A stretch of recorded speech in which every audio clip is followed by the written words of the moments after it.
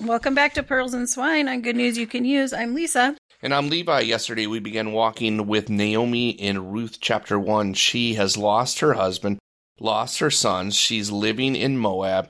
And then she hears the Lord has visited his people in Bethlehem.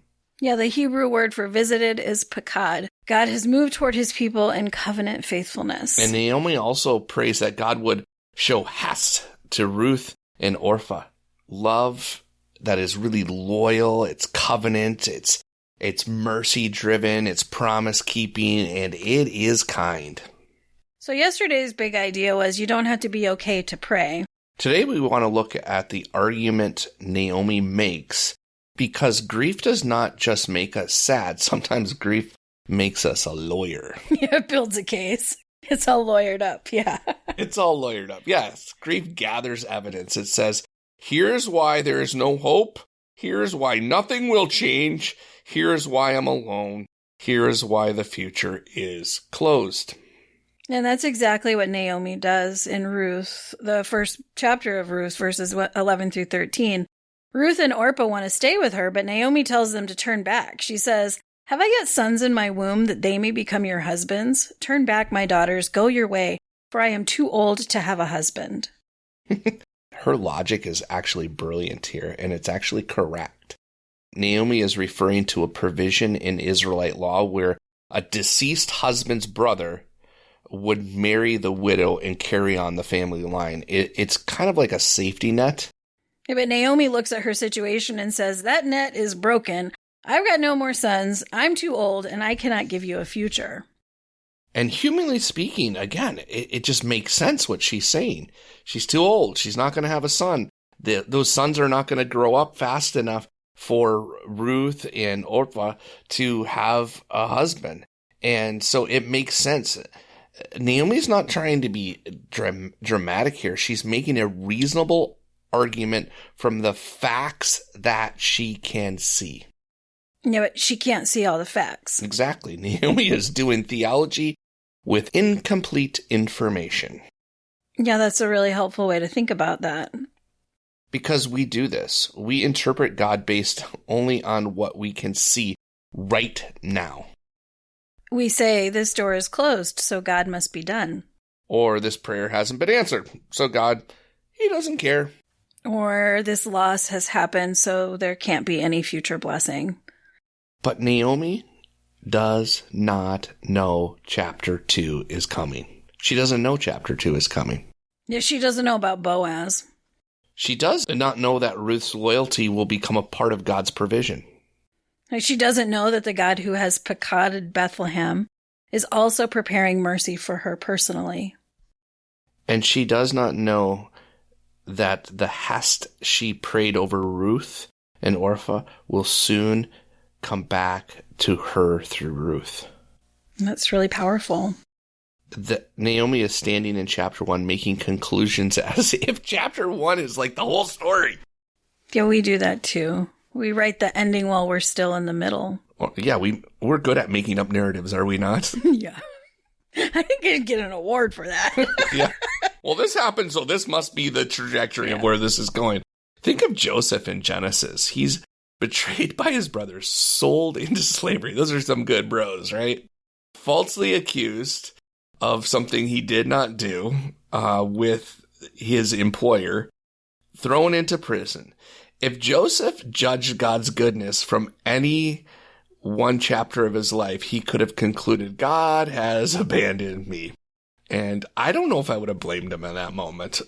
Oh, yeah, and Genesis 50:20 gives us a wider view. But I would argue that all throughout Joseph's story, Moses, the writer of Genesis, gives us because it says over and over, but God was with Joseph. The whole of Joseph's story, right. God is found to be with him. And then at the end, Joseph says to his brothers, what you meant evil against me, God meant for good. Yeah, he saves his brothers. He saves the nation of Israel. And there were all these things that happened before he got there. That does not mean the evil was not evil, though. Christianity does not ask us to call pain good. But it does tell us that God is good enough even to work even through pain. Yeah, Naomi's pain is real. No husband, no no sons. Her losses are real. Her grief is real. But her conclusion is not the whole truth. No, yeah, that's an important distinction. The facts may be real, but your interpretation may still be complete. But what do we do with that? Yeah, it's like God's going, like, listen to Paul Harvey. Oh, right. The rest of the story. The rest of the story, right? Yeah. Nice. You knew that. That's good. Yeah. So what do we do with that? So here's the practical walk away for today. Name the facts, but question the final conclusion. Can you give me an example of that? Sure. The fact might be, I lost the job. Good one. You're fired. Hey, okay. Okay, done. But the conclusion might be, God will never provide for me. Right? Name the fact. Okay, yep, you might have lost your job. But question the conclusion. Is it true that God will never provide for you? Right. Or the fact might be, my child is far from God. But the conclusion might be, prayer is pointless. Like, we get to that point, you got a little prodigal son, and you're like, well, he's just going off and doing his own thing. And then you're like, well, prayer is pointless. Name the fact, question the conclusion. Yeah, or the fact might be, I feel alone. But the conclusion might be, I'm abandoned. Yeah. Name the fact, question the conclusion. Christian hope is not pretending the facts are better than they are. Right. Christian hope is trusting that the visible facts are not all the facts. 2 Corinthians talks about this, and it says, for we walk by faith, not by sight. Which does not mean that we ignore what we see. It does mean that we refuse to believe that what we see is all there is. Naomi says, in essence, there is no way forward. But God has already visited. He's already picotted his people. Bethlehem already has bread. Boaz is already there.